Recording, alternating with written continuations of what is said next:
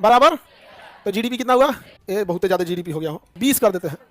कितना पेंसिल कर देते हैं? 20। कैलकुलेशन में आसान होगा। 20 हुआ तो 5 गुणे 20, कितना जीडीपी हुआ? 100। अगली बार में पेंसिल का प्राइस हो गया 6 रुपया और 19 को पेंसिल का उत्पादन हुआ।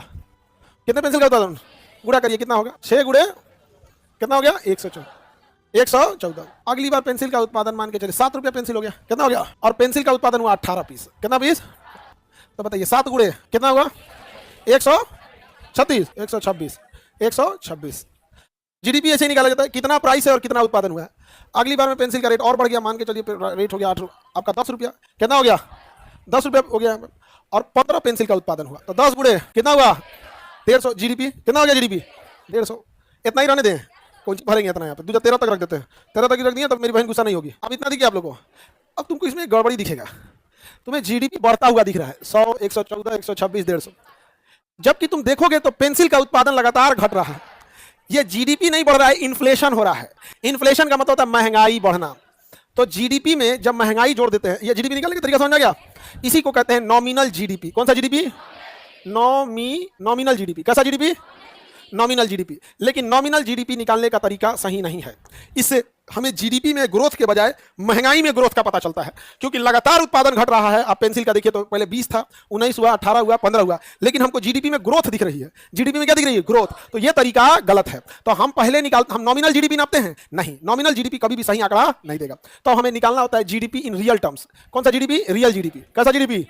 Real GDP. रियल जीडीपी में हम बढ़े हुए प्राइस को काउंट नहीं करते हैं, बल्कि हम ये देखते हैं कि कौन सा ऐसा साल था जिसमें हर एक चीज का प्राइस ना ज्यादा बढ़ा था ना ज्यादा कम हुआ था। केवल एक चीज का नहीं, ज्यादातर चीज में वह कौन सा साल था जब ना महंगाई बहुत ज्यादा था ना महंगाई बहुत कम था। तो उस साल को हम लोग एक बेस ईयर मान लेते हैं। भारत 2011 को मान लिया। भारत ने किसे मान लिया? किसे माना है? 2000।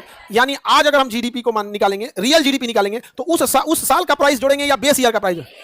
भारत के लिए बेस ईयर कितना है? भारत के लिए बेस ईयर 2011। किसी को कोई दिक्कत? अब हम आपको जो क्वेश्चन, जो चार्ट बनाए हैं बोर्ड पर, इसमें हम बेस ईयर 2010 को मान लेते हैं, जबकि भारत सरकार किसको मानता है? हम यहाँ क्लास में पढ़ा रहे हैं, हम तो कुछ भी एज्यूम कर सकते हैं।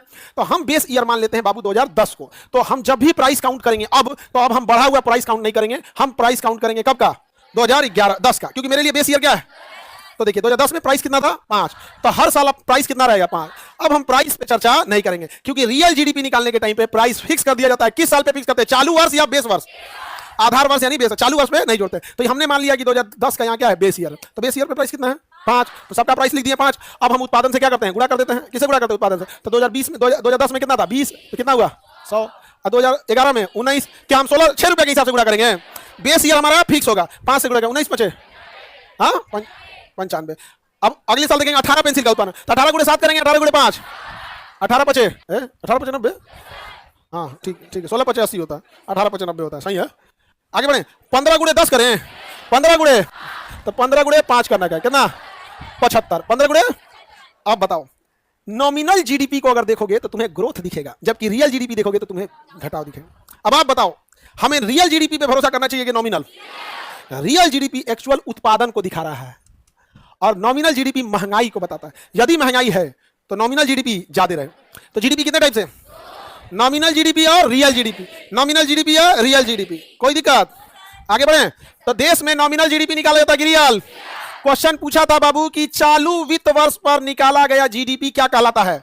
Nominal GDP. चालू वित्त वर्ष, इस साल का वित्त वर्ष कौन है? 2025। तो चालू वित्तीय वर्ष में निकाला गया जीडीपी कहलाता है नॉमिनल, नॉर्मल नहीं, नॉमिनल। आधार वर्ष पर निकाला गया जीडीपी कहलाता है रियल। आधार वर्ष पर निकाला गया जीडीपी रियल। चालू वर्ष पर भारत में कौन सा जीडीपी? कोई भी देश